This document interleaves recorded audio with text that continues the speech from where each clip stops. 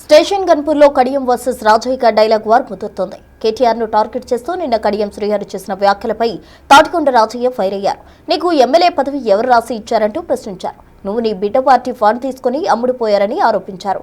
నిన్ను తిట్టే హక్కు బరాబర్ బీఆర్ఎస్ పార్టీకే ఉంది. దమ్ముంటే ఎమ్మెల్యే పదవికి రాజీనామా చేయంటూ సవాల్ విసిరారు.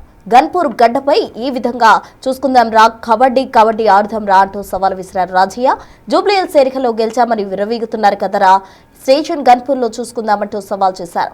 నువ్వు స్టేషన్ గన్పూర్ ఉప ఎన్నికల్లో గెలిస్తే మళ్లీ నీ పేరు పలకనని ఛాలెంజ్ చేశారు.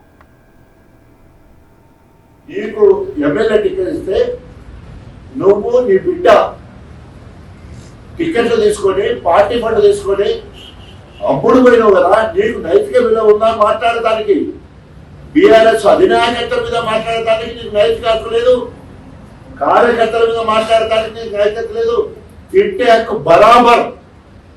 హక్కు బరాబర్ బీఆర్ఎస్ శ్రేణులకి ఉన్నది. నీకు ఇప్పటికైనా కూడా ఏమాత్రం రోషం ఉన్నా, పౌరుషం ఉన్నా, మొగతనం అయితే మొగతనం ఉంటే నీ ఎమ్మెల్యే పదవికి రాజీనామా చేయి.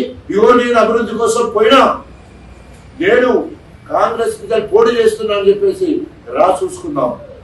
నువ్వా నేనా తేలాలే. ఇలా గణపురం నియోజకవర్గం ఎట్లయిందంటే రాజన్న కడియం అంటున్నారు కదా, రా చూసుకుందాం. కబడ్డీ కబడ్డీ కబడ్డీ కబడ్డీ కబడ్డీ ఆడతాం.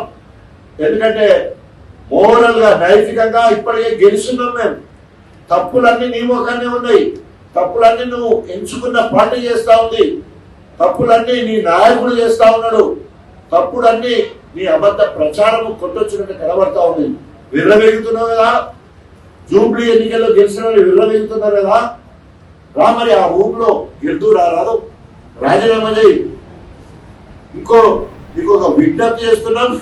నువ్వు కనుక గణపురంలో గెలిచి బతికి బట్ట కట్టేది ఉంటే నిన్ను మళ్ళా జెండా ఎన్నికలు వచ్చే వరకు నీ జోలికి రాము.